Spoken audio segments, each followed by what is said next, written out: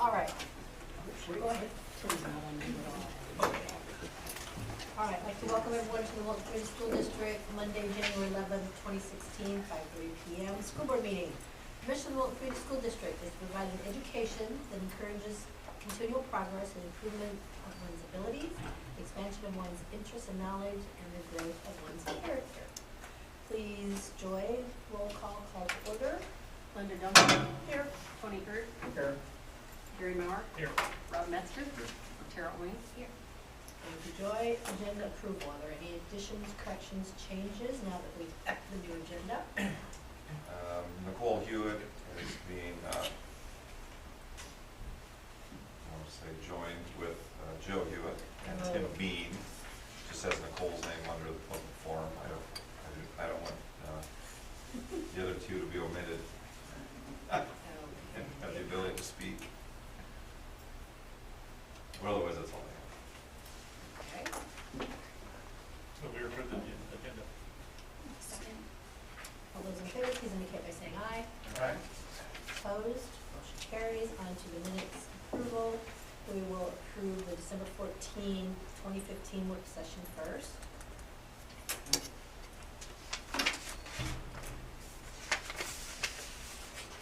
Make a motion to approve the minutes from the work session on December 14th. Second. All those in favor, please indicate by saying aye. Aye. Opposed? Motion carries. Then we will do the December 14, 2015 regular meeting, please.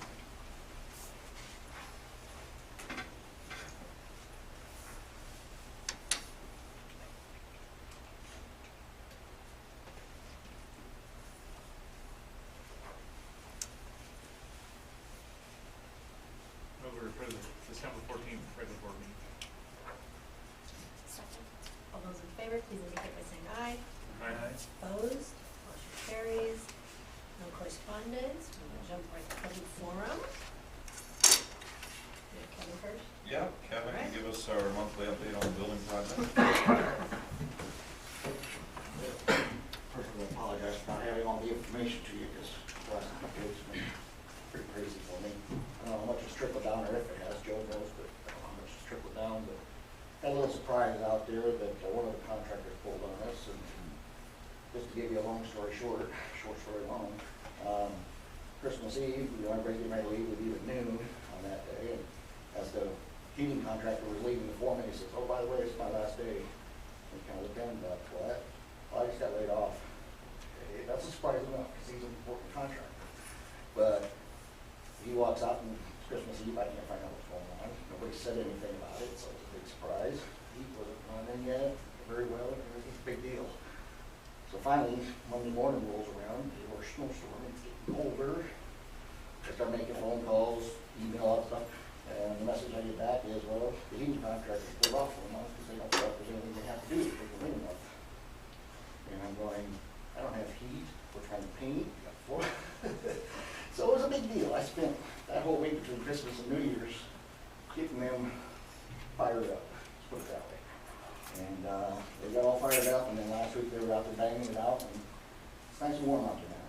So, got their attention for sure. But it was not something anyway, nobody saw it coming. Even the heating contractor works for the plumbing contractor, and the plumbing gets contract refused, so he's a subcontractor. Well, the plumbing contractor didn't know we were heating plumbing. It was kind of a big deal. So, that's part of the reason why I'm not as prepared, because the last couple of weeks I've been scrambling to get this all squared away, and I think we're moving forward again, so that's a good thing anyway. I was telling Joe, it wasn't great it happened, but a positive side is we've been trying for months to get this heating system going, and that really got him encouraged. And be a little nasty, but anyway, I guess what I'll do is, like I said, I'm just going to run through, so I made some notes, but I'll forget, otherwise I'm extremely tired. It's been really long 2 weeks. It's long I can remember. What you're going to see out there going on right now is the guys on, I'm going to kind of go backwards, but the guys on the second floor, they've been putting in ductwork and conduit and all that stuff. That stuff is, I want to say, almost complete up there. the painter is starting on second floor now, he's finished first floor, so he's up on second floor starting. The guy that puts in the ceiling grid is following right behind the painter, so he's already got all his hanger wires up in the whole building, so all he's got to do is put grid in, so he's chasing the painter right through. Behind that, when the ceiling gets hung, we got the lights going in, that's going in on first floor right now. The diffusers from the HVAC system are starting to get dropped into the grid, so things are dropping in there, and then once those are dropped in, the floor guy comes in behind. He started today, the flooring contractor on first floor. We're pushing him to get all the restrooms done first. That way, when he gets out of there, we got a lot more work to do. Some fixtures and floor partition, all that stuff. And while we're doing that, he can be in the classrooms where there's not as much work to do. So that's kind of the thought process on it. And then of course, once the floor is down, then we follow with dropping the ceiling grid in, or ceiling tiles in, and putting cabinets in, doors, all the kind of final things. So that's kind of what you're going to be seeing going on in the next month to 2 months. That's where the flooring guy being critical to how fast he goes, how fast everybody else goes. If you're curious to what some of the cabinets are going to look like, we've set at least one set of cabinets in the space where we got an office. You can kind of stick your nose in there and kind of say that's, at least you see what the preschool cabinets are, and they'll be kind of similar in classrooms. So I guess another milestone from a construction point of view is that Wednesday this week, we've got the elevator inspector coming out, so we're hoping Wednesday to be able to turn that on.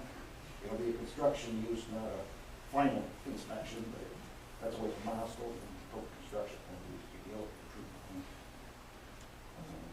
Helps us get things like cabinets upstairs too. That's pretty much what's going on. I mean, if you go out there for a walk, the hallway's going to look really grungy because that's the last place we're going to work. We get all the classrooms done and back our way out. So you walk down the hallway and think, that doesn't look like much. Then you start looking at the rooms, you'll start seeing it a lot better. Trying to think. If you haven't heard, you probably start hearing about this heating system over the cafeteria. It's been having bugs in it or something. We ain't figured out quite what it is, but goes on for a while, and then the burner turns off. It keeps running, but it's not heating, and so it gets kind of cold. And it did it for a while early on. We thought we had it fixed because it ran for, I don't know, 6 weeks, fine. Right after Christmas, it started. Whatever, so we weren't quite isolated yet. So, people start complaining. You might hear something, but what we're doing is we've, to the best of our knowledge right now, we've figured out that the training unit probably is not the problem. The control system that runs it, as far as we know, isn't the problem. So we're looking at the gas supply right now because we suspect maybe that it's not getting enough gas to the unit. That's why it, it has a sensor in it that it's not gas, it shuts it off. So that's our next guess. We're working to get that alleviated. What we're trying to do is increase the gas to the unit, but when we increase that, the gas will go to the kitchen equipment might be too high a pressure. So we'll throw the wheels to figure that all out. So I've been pushing them to get it done because you guys are out there trying to use it. It's just not acceptable. But that's, like I said, we start hearing something, that's what's going on, and we're trying to address it. Heating system taking flooded sometimes, and so I think that's the bulk of what we're doing out there. So I'll stop here and see if anybody's got any questions about what we're doing right now. Or I know Joe was talking about having the teachers come out there Friday, do a quick walkthrough just to satisfy their curiosity. No, I've been working with Mrs. Austin, and we spent a good chunk of last Tuesday, just trying to preliminarily, get the classroom set and, start preparing. The biggest challenge we'll face once the building is ready is getting everything moved over here. So we'd like to know where people are at, and once the building is ready, we'd like to start moving some things as, we can in the spring. So before we do that, we have to know where to do that. So it's just detail work now. Yeah.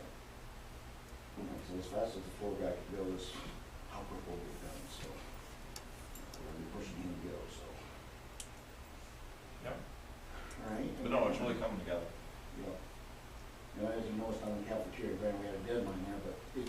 pretty quick when you get to the end. You get a whole bunch of people and they're doing a lot of different things, but Mhm.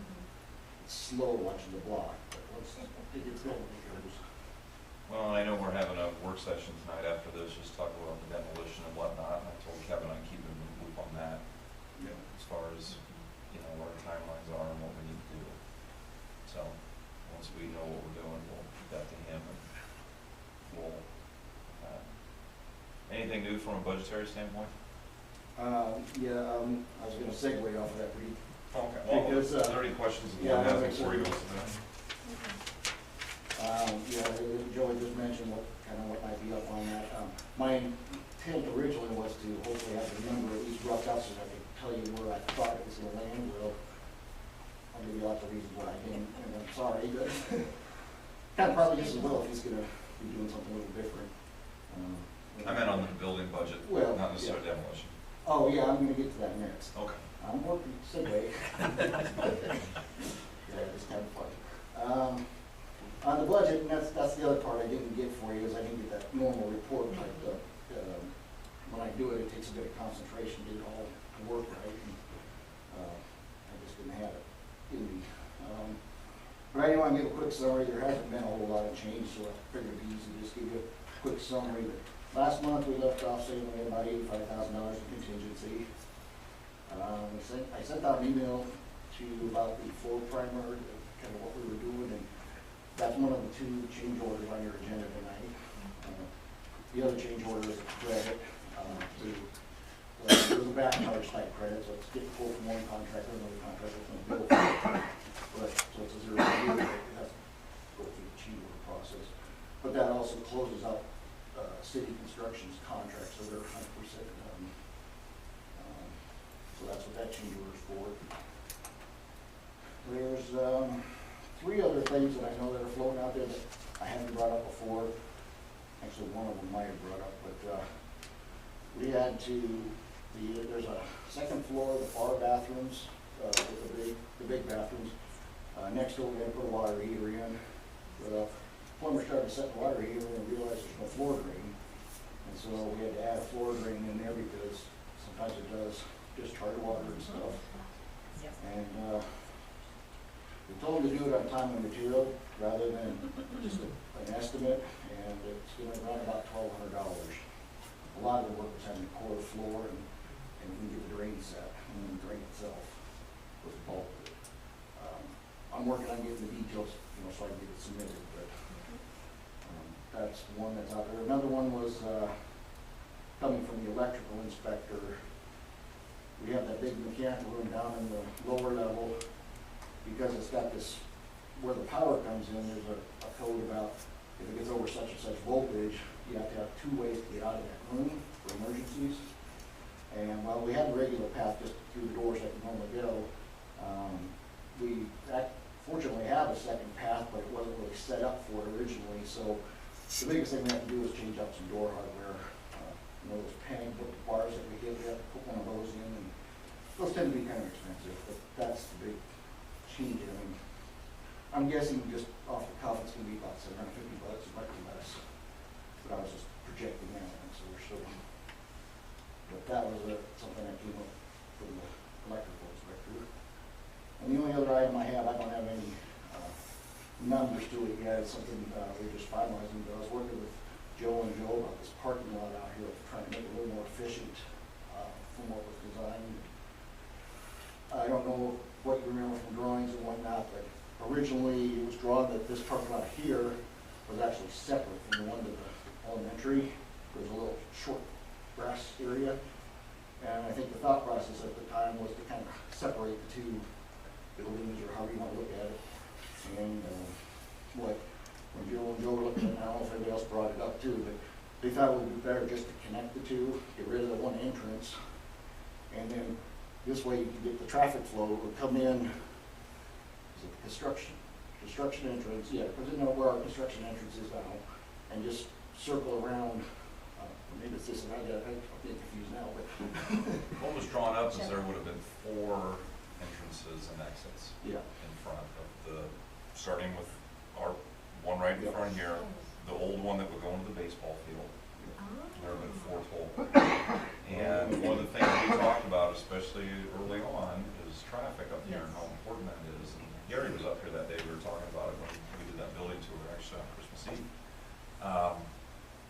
But we took out the one entrance and we actually added what I call landing space, where in front of the school is just an 8-foot sidewalk where parents can pull in to drop off their children. So there's no parking whatsoever from the entrance here all the way down to the end. It'll all be drop-off zone. We want to capture as much space as we can to keep cars off the side of the street. Okay, that was the goal. And the other part was too, if we made it one big parking lot, we would capture some space on the west side for more parking, for visitors, for teachers, etc. as well. And it made sense from a maintenance side with Joe snow plowing. Why have 2 lots and then have 2 piles versus, one?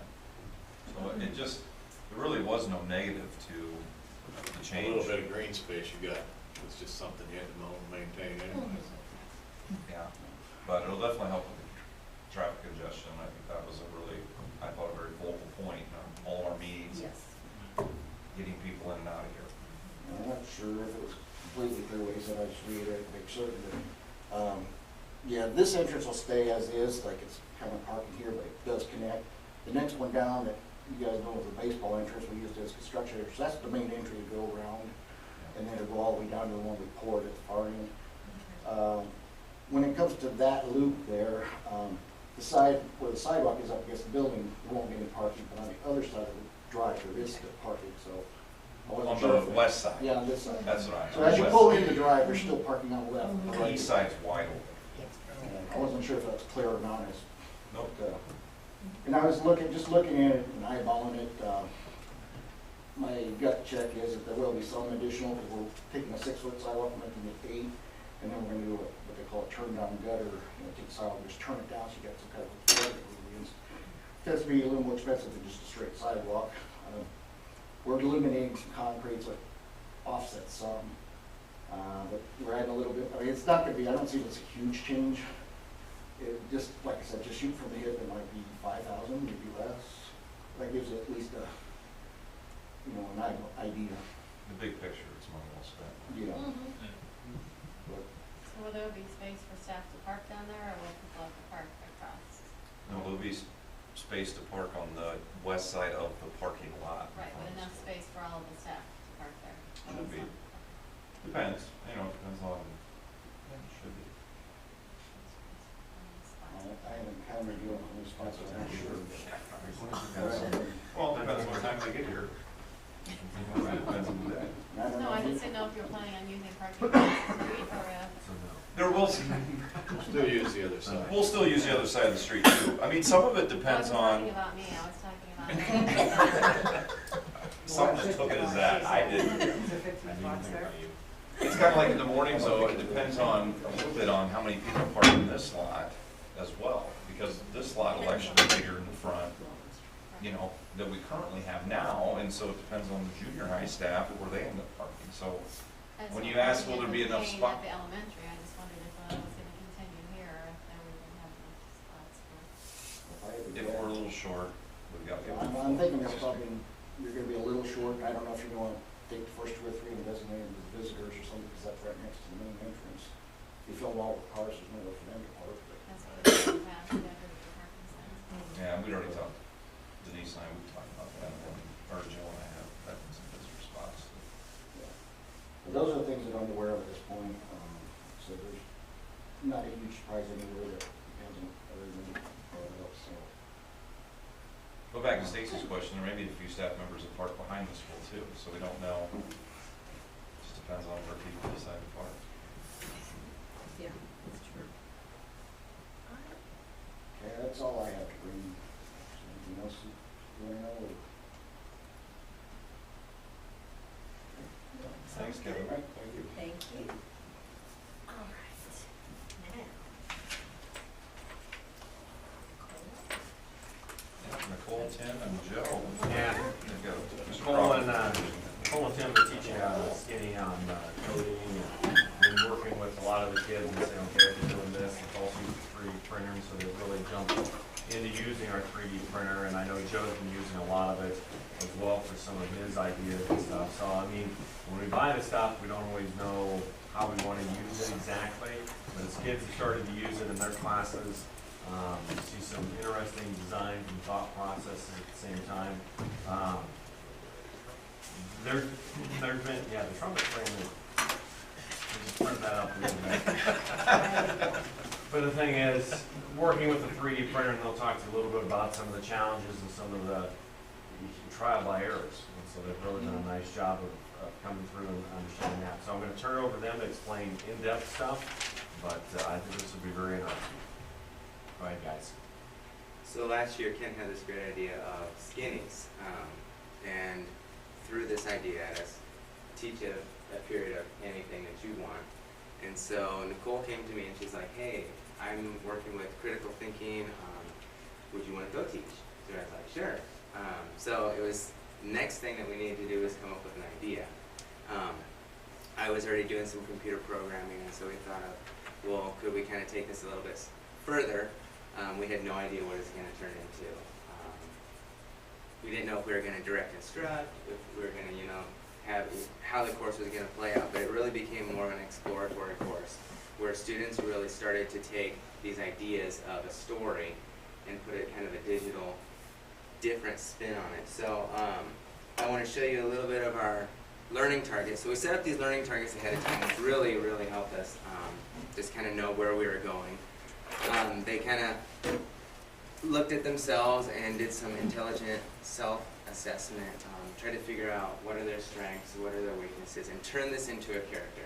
And so the idea was to tell a story through a character, which we call a sprite. I don't know if any of you know computer games or anything. It's, like Mario or Zelda, all those different things, trying to capture kids' interest. Those are all different, like what we call sprites, or characters, kind of like the hero or the anti-hero of the game. So we had them create this character and build from this character. They told a story about this character, and this character had to be a reflection of themselves, some of the strengths, some of the weaknesses. And once they designed this character, then they built it in 2 dimensions, then they built it in 3 dimensions, then they printed the character, and then they put it into coding, and then they put it into computer games. So it's kind of like this long process of telling a digital story just a little bit differently than maybe writing just a story in English. So we went through our learning targets, and some of them were more difficult than other ones, especially when they get into the coding. They're typing the code, but I wanted to show you a few examples from students. So they started off with the story, then they came up with kind of the 2-dimensional design, and they created that in a grid format, just because like pixels with programming, that's kind of the idea. The old games were all pixels. So if you look at these, the first thing that you see here, this is a student's progression. The first thing is their story. They wrote the story, and they kind of told the background of the story, and then they came up with their character, the look of their character. Then the next thing is this 3D design that they did, and so you can spin it around. It has dimension to it. From there, then we went on and we printed it, so you see the image of that print. So then the next thing that you'll see here is them jumping from this character to the actual coding, and this is the coding for this. So just to give you an idea, this student did all of this. Now it looks, it's complicated. It scared them the first time, but they were able to figure it out, and it was a lot of exploration and a lot of work on their part. But they figured out how to write things in code to develop the character and the story that they're continuing with. So then from there, they went on to another program, and they actually made a game. And I'm going to show you one of these in just a second here. But for a lot of them, we didn't know what they were going to do with it. And it was really neat to see students be given freedom to explore and to create. And this is what they came up with. And for us, it was just kind of like, wow, what are they capable of doing? Here's another example. I'm going to go ahead and start passing these around as we continue talking. Nicole's going to talk a little bit more about the 3D printer, but really, if you think about it, the 3D printing was just, almost like a catch. it really got them interested. Okay, create this character, print something. So it wasn't so much focusing on the printing, but this became just an aspect of the entire story that they started to tell. So this is just another student example. So story to design, to 3D design, to print, to scratch, to JavaScript, to game. That was the kind of the whole idea here. So here's another one. You'll see this is one of those that also is printed that you'll see going around. Just another example of a story. So really I felt students took this further than I had expected, than we had expected. So this is just an example. I'm just going to show you, this is a quick game that a student made. So it's pretty simple. It's you click on it and you have to find the treasure. So he talks and you move him around and he jumps. So you've got to avoid the lava. I'm probably not very good at. I keep hitting the red. So it's actually I think. Some of the games Jump have music quicker. and sound effects in them Yeah, too. so yeah, I'm not even able to pass the first jump. Here we go. No, so the kids kind of had fun. If I could jump, I would show you. I think that it's maybe a little bit delayed on this, but I'd show you more. The kids had fun saying, "Hey, Mr. Bean, can you play my game? Can you beat my game?" And I'm like, "No, I can't beat your game. It's too hard."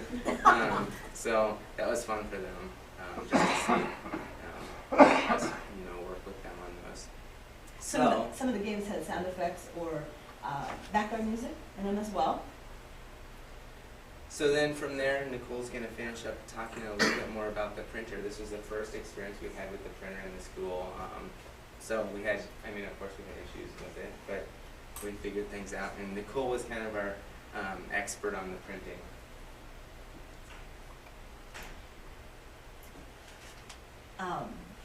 What you see here is a lot of different student projects. Some of them are keychains.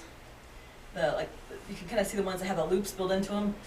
Might serve as keychains. This one, the turtle, was, we have that here. So as you pass that around, you'll see that it's a pretty thick creature.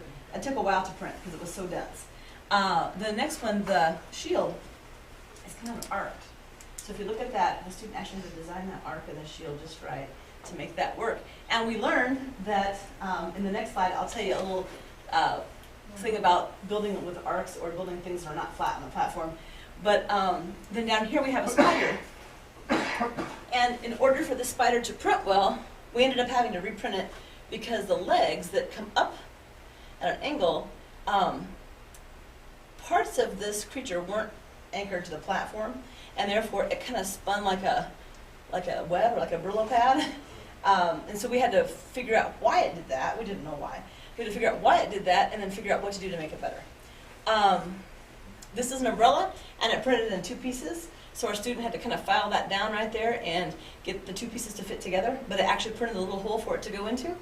So it was pretty neat. And then this book is being passed around as well, and it's a little fragile, but it actually printed the joint that moves. We didn't glue that in, that came out that way.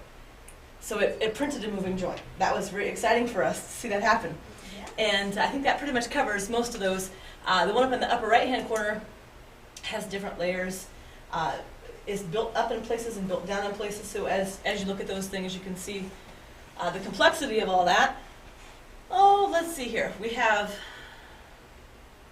just other different objects that were printed, different views of the same objects, some of them, but you can see all the different things the kids did. You can use different colors of filament. We use clear because it printed the easiest for us at the time.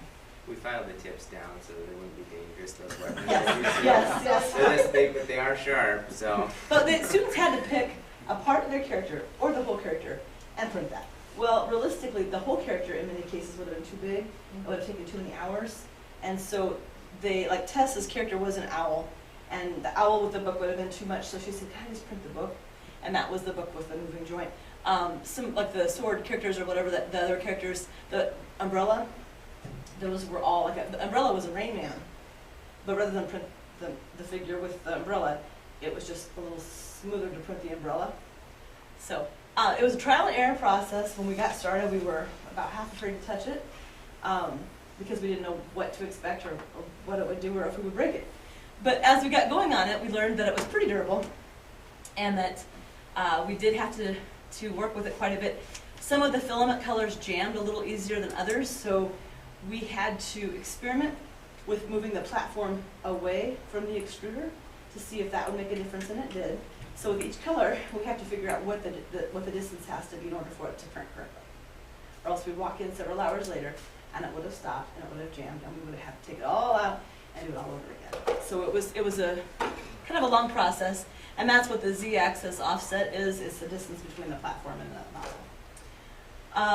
We learned that we needed supports under certain parts of it, like the spider legs, or parts of the objects that weren't on the platform.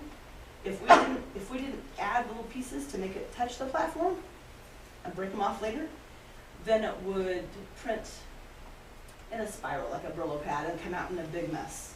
So we learned that we had to anchor it down, and sometimes we had to learn how much support was enough and how much was too much, and again, it was trial and error all the way through. And most projects took 1 to 2 hours, depending on the size, but larger ones could take easily 5 or 6 hours or more. So we found really that it really inspired students. They just were interested to see what they could create. We had students who would do nothing. For example, a student who would do nothing in other classes create amazing stuff. And then I had a young lady who, you saw one of her projects, that was the first one that you saw, the Apollo one. She recently came up to me, she says, what do I need to do to become a computer scientist? So she wants to study computer science now, just because, she was already interested in it, but seeing different things and seeing the scope of what she could do with it, she really inspired her. And so now she's taking a computer science course next semester. And she asked me, well, what math do I need now? And just different things. And so that's neat to see students be inspired just by, we've also had more students come to us confident about their abilities in art and designing things. So that was another.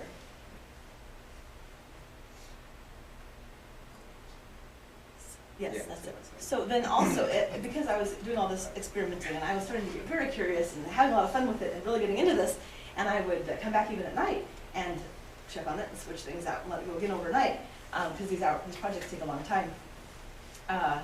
We tried some other things, and this is something that Joe did this. We do geocaching in junior high tag, and he thought it'd be kind of fun maybe to do a tag to put in the geocaching box, and he raised the letters on it, so it says Wilton Junior Senior High Tag.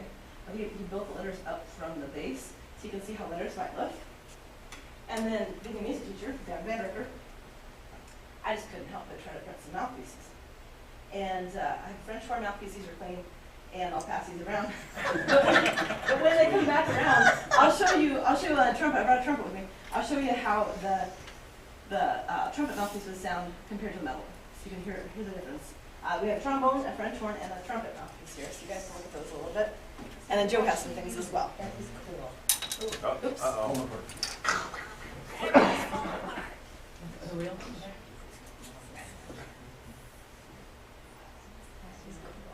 So what is it actually made of? You call it filament? It's plastic. Is it plastic? They have a lot of different plastic, and you can buy 3D printers now that will print wood, bamboo, metal. You can print copper. It's copper and blue and another base metal, probably zinc. But they have done that. You can print, this is kind of your basic plastic, but you can print high density plastic. They have different colors. You can print glow in the dark. They have neon. Just tons of different options, which gets me in trouble because I come up here and talk with Justin about stuff and think about how big of a bill we can How much money? rack up real quick.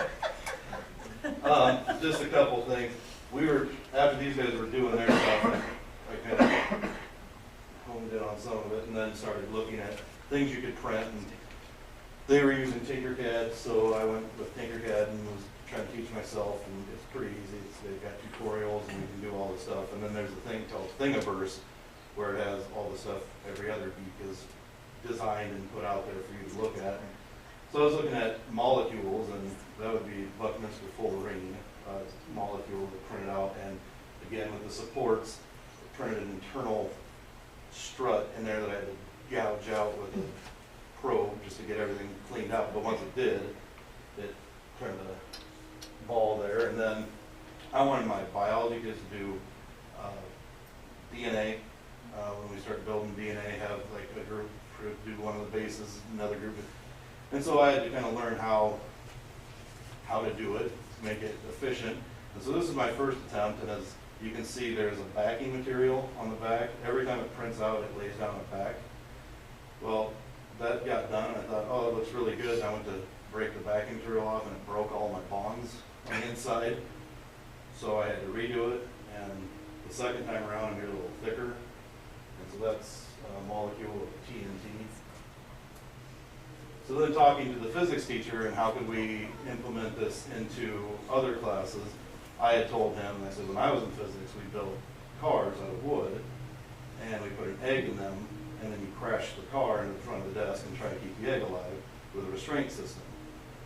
And so we've been talking about it because he and I share a skinny, and so he said, well, would there be any way to 3D print a car that we could do this? I said, I don't know, give me an hour and we'll see. And so we did this one. I did this one as a test car. Initially, it had Pinewood Derby wheels that we took the axle and the Pinewood Derby wheel and put it on there. And then he asked, well, do you think you could 3D print wheels and axle? I don't know, give me 45 minutes and we'll figure that out. And so then we went and I went through it, and so now you can see the backing material just pops off. And so there you have axles and wheels that have an actual hole through them, and the axle fits in the hole. And so we're trying to come up with more ways to use it, implement it, and all that, and have the kids design some stuff. And they had their kids print, all of their kids print something. I think when we do for biology, it's going to be, I will file it down to the best 4. Maybe a little incentive to win the contest to get it printed. So, but yeah, we've gone a long way on some of the experimentation of what's possible and what can be done. It continues. I had a student ask me a couple weeks ago, Mr. Bean, I want to sign up for your skinny next semester. And I said, well, I'm not teaching the same one again. And they said, no, I want to print something. So, word is out now. It's pretty neat. It's amazing, the more you use it, the more doors open up. Like, yeah, I can use it for this or that. Well, I was under the assumption that all the kids had seen it because Justin had it in here for, I don't know, a month, printing off different stuff, just putting it through the paces to see what it could do and everything. Then they were printing, and they were kids, and, oh, that's a 3D printer. I haven't seen it yet. And so after that, I had it down in my room printing stuff off, and kids walked in, oh my gosh, how have you not seen this yet? But it's just nice to get some exposure and have them even come up with, well, do you think we could do this? I don't know, let's try it and see if we can do it. Just a couple notes. And that's part of that project base, that let's have some fun. It's supposed to be, that's where the students are actively involved and they come up with the ideas, and you're the facilitator, the teacher. And the big trend that you've heard at some of those conventions is it's scary because the teacher does not have the knowledge, maybe more than the students. And so as they experiment, try, and the kids get to learn it, it's much more of a collaborative piece of work that's much more, I think, much more fun, much more interesting. And that's kind of the entire point that these guys have just absolutely ran with. I think the more kids that get it, wouldn't it be nice to say, here's your test for the day, tell me what this is. Kids, that's just a nice way, okay, now draw your own and do your own stuff, so. But I like this part the best. Not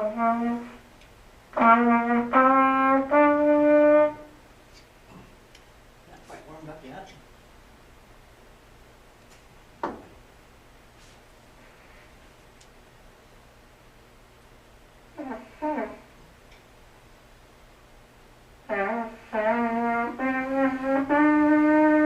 So it's a little bit muted, and you wouldn't want to use it as a direct replacement unless you maybe had nothing else to play that day, but it could save someone who didn't have their mouthpiece maybe you could get them through for the day.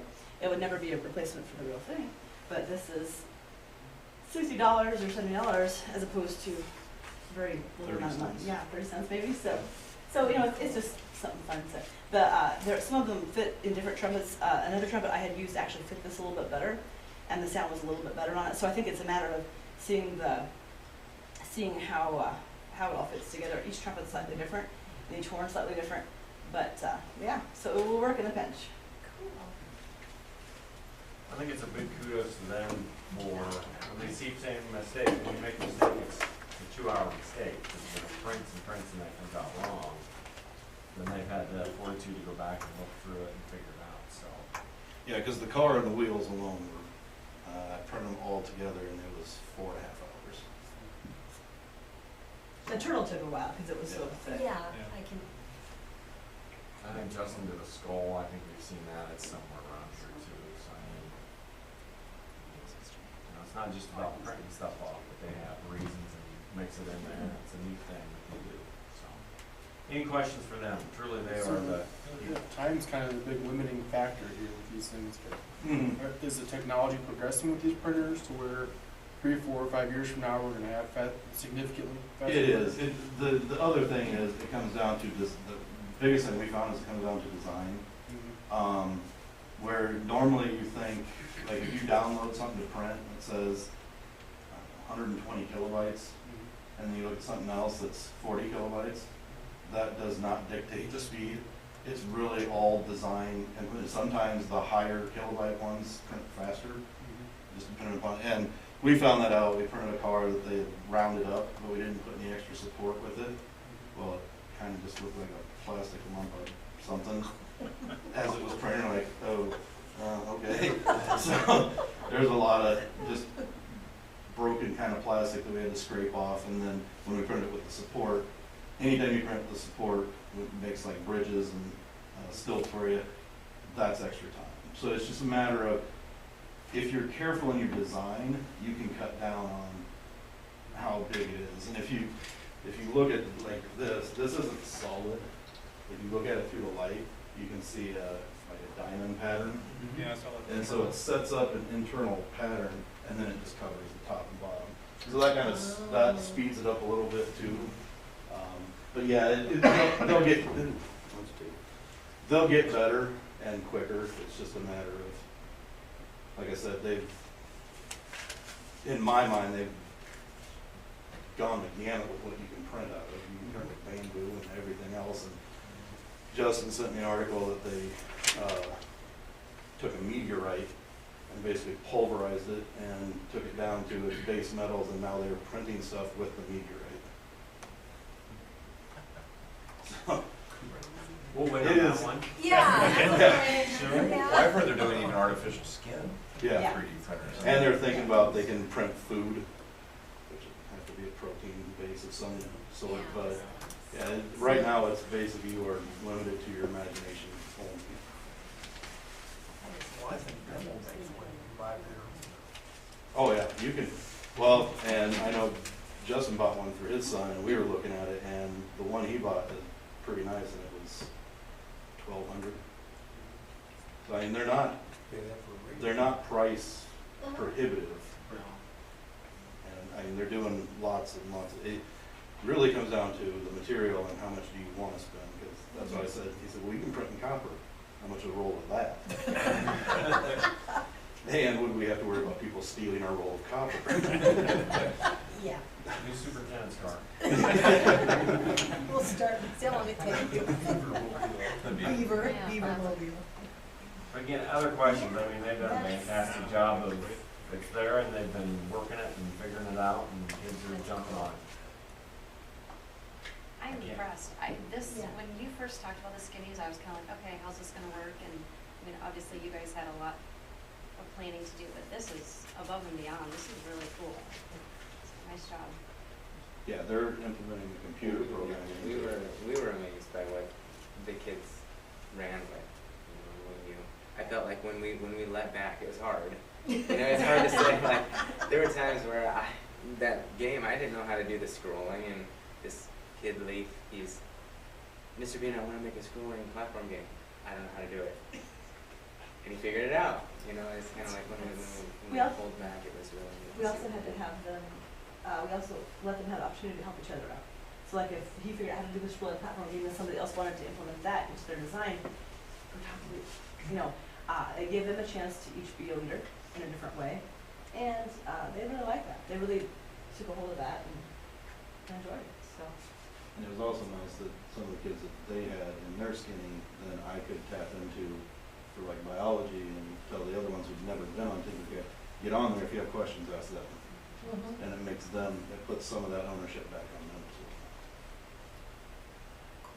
That's great. That is really And his Thank classes, you. Yeah. we're asking him questions, or they're just kids that are just in their computer and just typing away and doing stuff. So I mean, it's not, it is what you want from your classrooms. Teachers being a facilitator and working with kids as needed, or having those kids take off and really go with it. And that's, they're truly taking the idea to maximum level. So, kudos to them. That you guys want Thank to you. Yeah. Yes, that is really good. At one of our meetings, I'll have Mr. Hewitt come too and show Z-Space, Oh, yeah. because that gets a little bit more Yeah, confused too. That's the 3D That's really cool. classroom. All right. See the credits, you know, it's giving your little countdown and stuff. You talk to the kids, the really cool thing, excuse me, is the kids are very knowledgeable and they're very excited to tell you what's coming out and what you're doing. I mean, you know, in my day, I don't get that very often, so that's kind of nice when you pop in there and see. Again, I can't say how much time and effort they put into this. Thanks, Andy. Yes.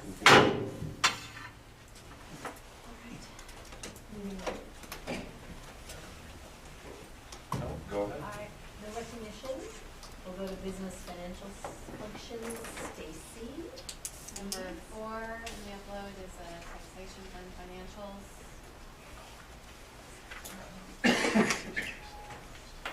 Any questions or comments? I don't have anything unusual to point out, so any questions or comments? We'll move on to number 5, instructional support.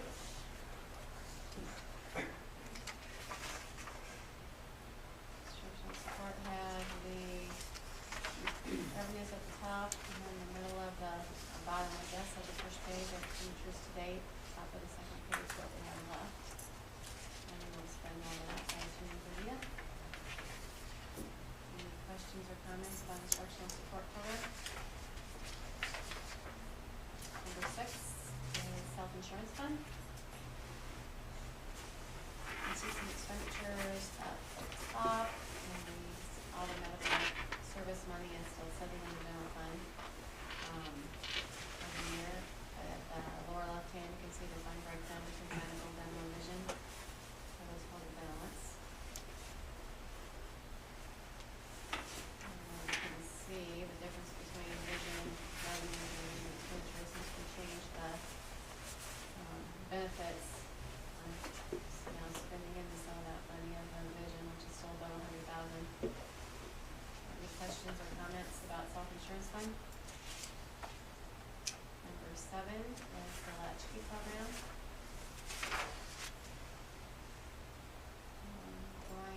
Comparing up top for usage, we're going from November to December. Enrollment actually went down, but the down part is mostly with casual usage, so the before and after, before only and after only, still remain pretty consistent. And then the financials.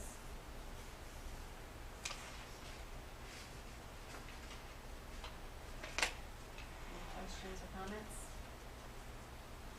You can see that we continue to have a little bit more expenditures each month over the revenues, and so, we'll be having our budget meeting next month, and we'll be talking about what we need to look at for, rates for the future.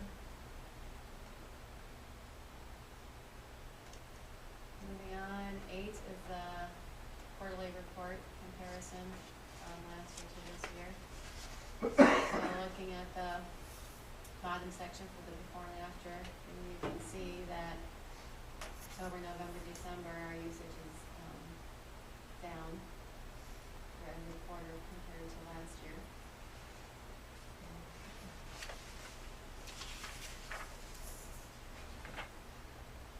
And number 9 is the period vendor report for Latchkey. So you can see that besides salary and benefits, there's very little money spent. 10 is the nutrition fund report. We have the lunch and breakfast usage on the first page, financials on the second. And this is the time of year, unless we have something extraordinary, that the balance should start growing, and it is from the beginning of the year. And because when we get to summer, in June, we have to pay off contracts, so June, July, and August payments all come out of June for salary and benefits.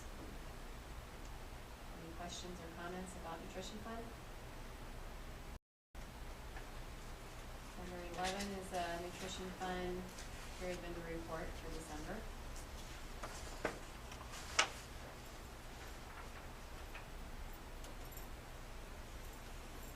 Number 12, first page is activity fund, and again, we talked previously about drama speech being in the hole, but I believe their play is this coming Saturday. Is that correct? So we should see a change in that. And then robotics, the other negative, and we talked about that, waiting to see what grant money we receive, and we'll have to cover the rest. You can see at the top, total for music accounts and athletics will remain healthy. Any questions on any of the activity fund? And second page, FFA enterprise, and then health spending and agency fund, which is money that we do bookkeeping for, but are accounting for, but it's actually someone else's money. Any questions or comment on any of those? 13 is the period vendor report for the student activity fund. Spans the first 2 pages. Page 3 is the FFA Enterprise Fund period vendor report for December. And the 4th page is the agency fund period vendor report for December. Any questions or comments about any of those expenditures? Number 14 is the co-curricular driving. The sports are at the top of the page. Classroom activities and the driver summary. And that is for January.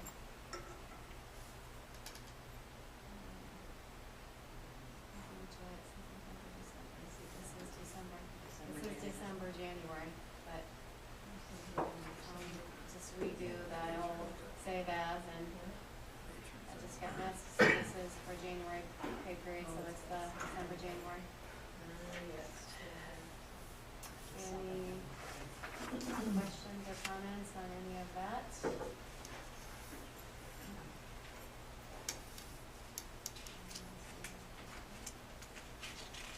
And then 15 brings us to the extra payroll expenses for the January 20th payroll.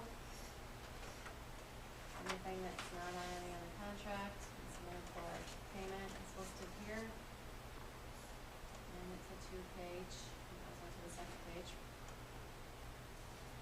Any questions or comment about any of the extra payroll for January?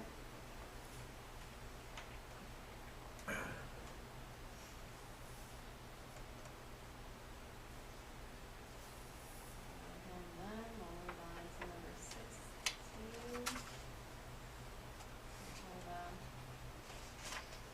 Taxation fund bills for board approval. The first several pages are general fund bills. And then we have a couple of local option sales and service, or the SAVE fund, 1 cent sales tax, and then our building project. questions or comments regarding any of the bills up for approval? A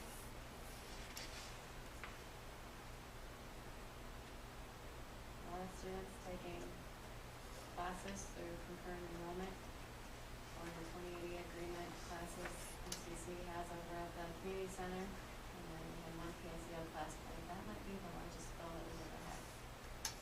About it.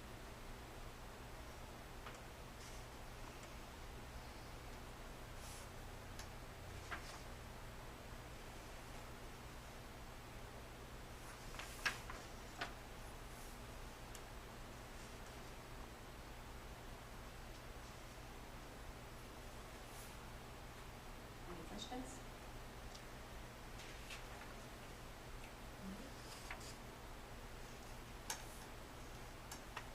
You'll see under our building project where we do have the drop and haze bill, and on the new invoice, they still have 4 payments left. So instead of giving us a $9,000 credit at once, the new invoice shows them dividing it by 4 and giving it to them on each of the 4. I'm assuming so that they'll get a check every month, otherwise they wouldn't have gotten a check this month. And I was good with that as far as our cash stuff. But the credit is being shown for the full $9,000+ that it was initially, so.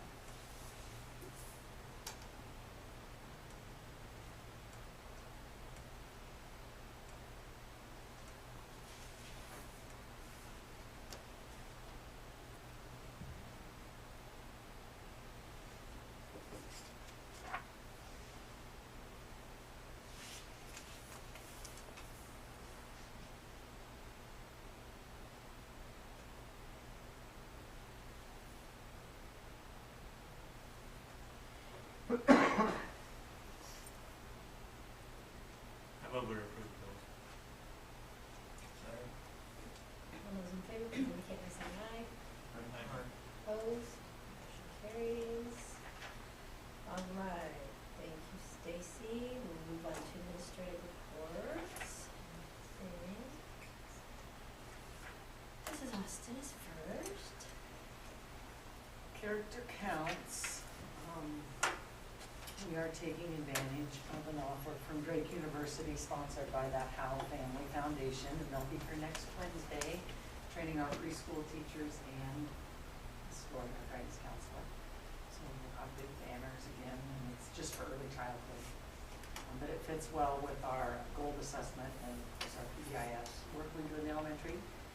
Then we'll have preschool and kindergarten registrations beginning February 1st. So we're gearing up for that. Calling Sarah is all we need to do because we should have plenty of space.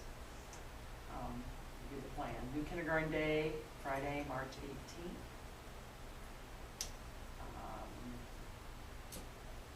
Kids who are, that next early literacy implementation guidelines, if you are age eligible for kindergarten, so if you turn 5 before September 15th, but the parents opt to keep the kids in preschool, in our situation, the state still recognizes them as kindergartners.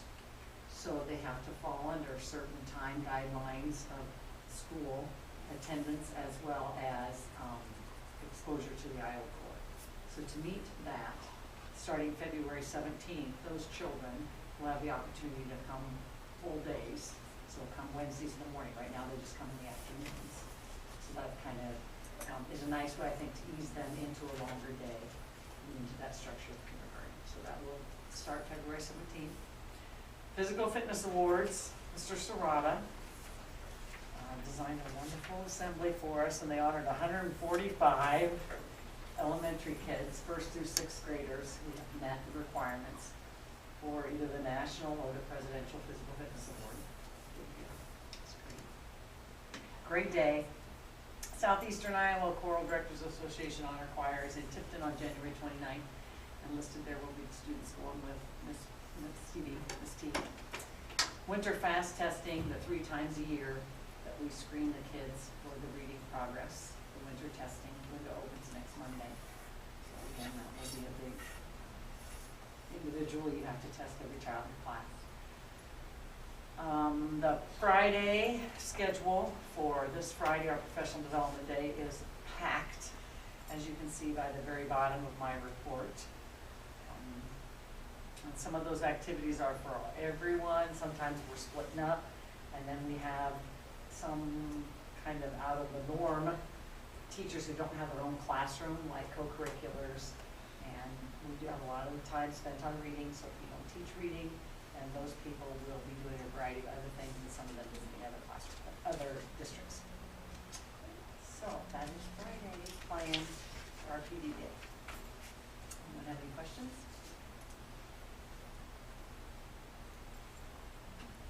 Thank you, Mrs. Austin. Mr. Crawford? You saw the demonstrations from our 3D was today, as well as some of our skinnies will stay the same a little bit, and then I listed a few that will change a little bit on that kind of stuff. And that's totally teacher choice, and things I always push with them is just do something you enjoy, something the kids will like. Team teach if you possibly can, and like Tim Bean and a couple other people, I said get like 4 different sections, so you can teach something first semester, second semester, and something different over a 2-year cycle, and kids will cycle through a lot of different things. But you know, some people take advantage of that, and other people are a little bit more hesitant on that. So as you can see, civil rights, food science, physics and science fiction, weightlifting too is for some kids that have done a really nice job, and they've picked about 10, 12 that can move on. And inside of that, we always talk about it's not just weightlifting, it's nutrition, it's aerobic, it's agilities, it's anything within that area. And I've been told to get out some early 80s videos and do a few aerobics and that kind of stuff, just to show that.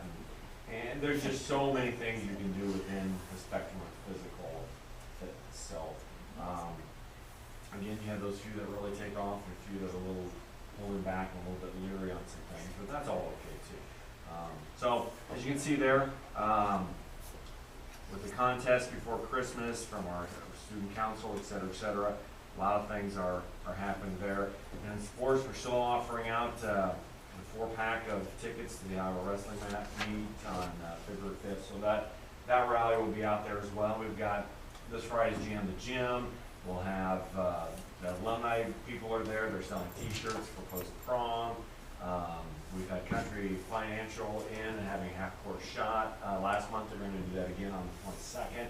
So that's more money that they're paying into the athletic department for sponsorship. So that's fantastic stuff for us. So the next 2 Friday nights are going to be very, very busy with activities in the gymnasium. Oh, and Grunder's going to be there Friday night for Jam the Gym.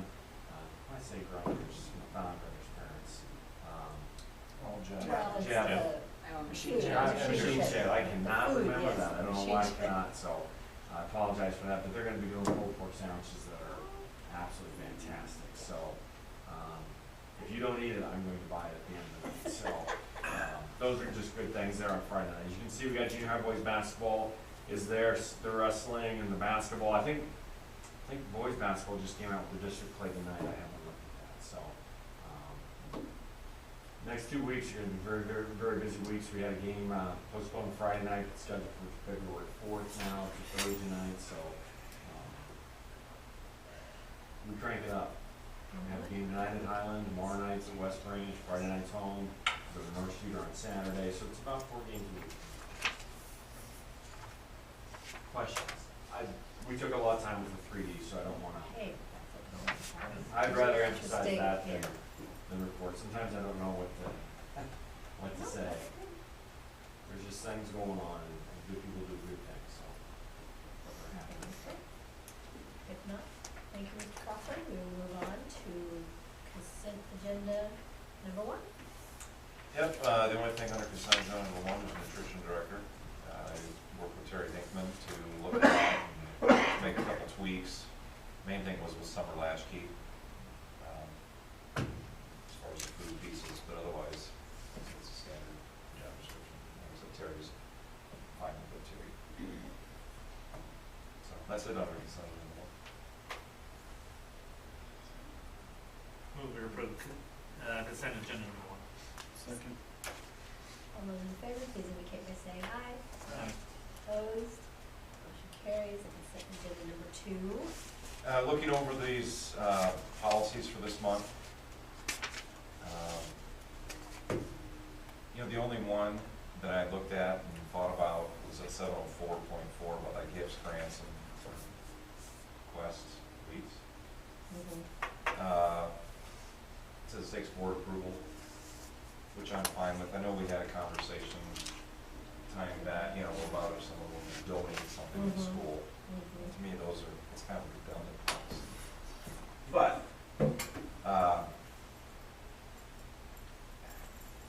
if we follow it to the letter of the law, it just depends on the size of the gift. If someone wants to donate, I don't know, $50 to post-prom or some of those things, that should be an administrative decision, so,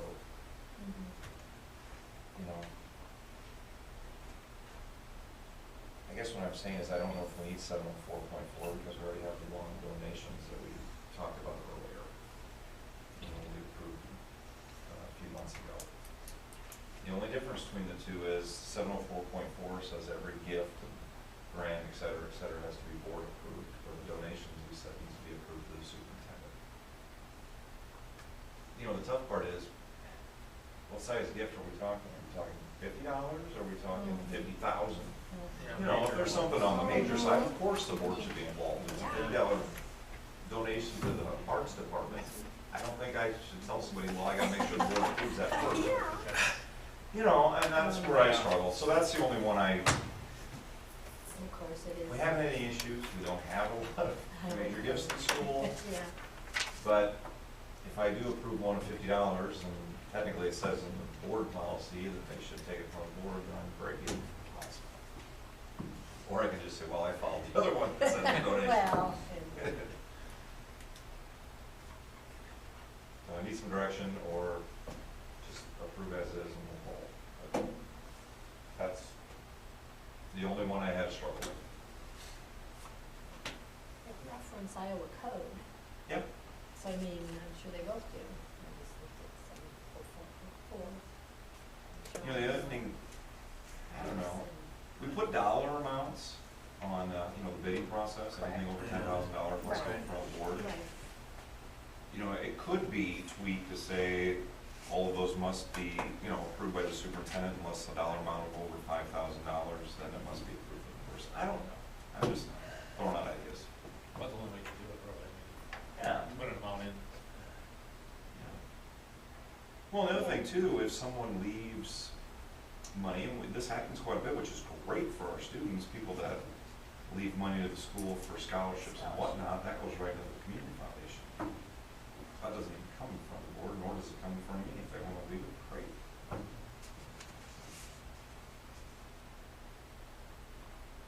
You know, I just try to make sure our policies reflect reality. That's all. So we just pull that one out, talk about the work session, or what's? You want to do that, exclude that, like, we talk about the work session, I come up with maybe some wordsmithing ideas? Well, and I heard the other one, but I. I'll bring both policies to the next, at the work So- session. The third one, maybe one No, the next the one. next one. Yes, Yes, I was yes, thinking, I was yes, thinking January yes. 27th, I Yes. wasn't thinking the building demolition work No, session, no. no, the 27th. Yep. So it's 704.4 and That's it. What's the other one? what's the other one we compared? We'll talk you through this. I don't know off the top of my head, I'll look it up. I'll have them both at the work Okay, session. got it. Okay. So, I shouldn't have said anything, I should have just let, see if you guys picked up on that.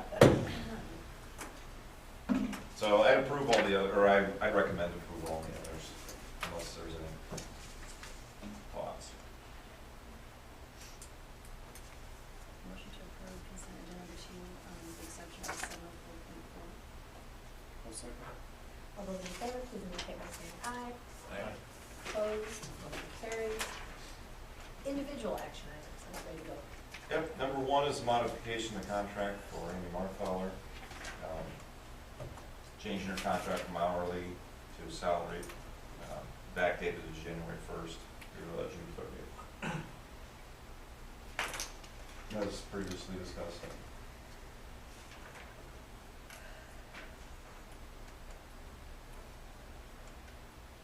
Move to approve the modification of the contract for Amy Second. All those in favor, please indicate by saying aye. Marthaler. Opposed, Opposed, motion carries. Second one, Second one is the Brackey Hayes Miller man fee reduction proposal that John Mann proposed in front of the board this fall.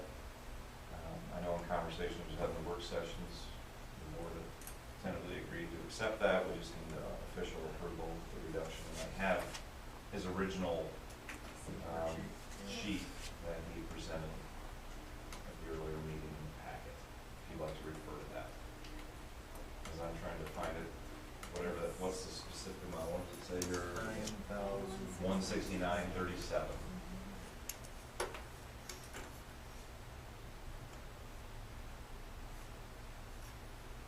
Move to approve the fee reduction proposed by Becky Hayes, Miller, and Second.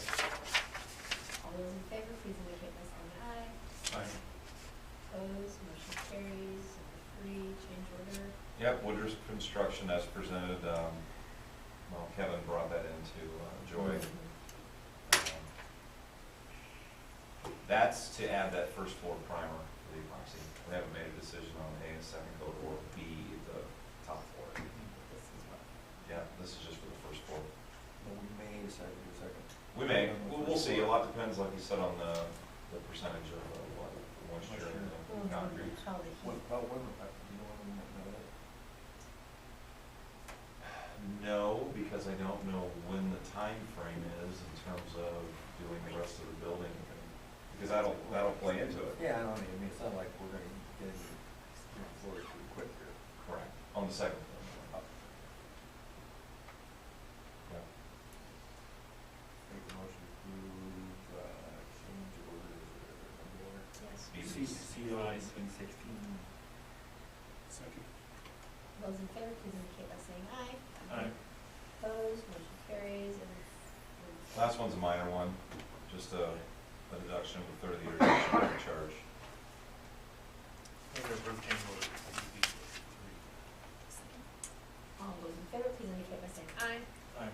Opposed, motion carries. All right, information. Yeah, we just had one hiring on the associate position.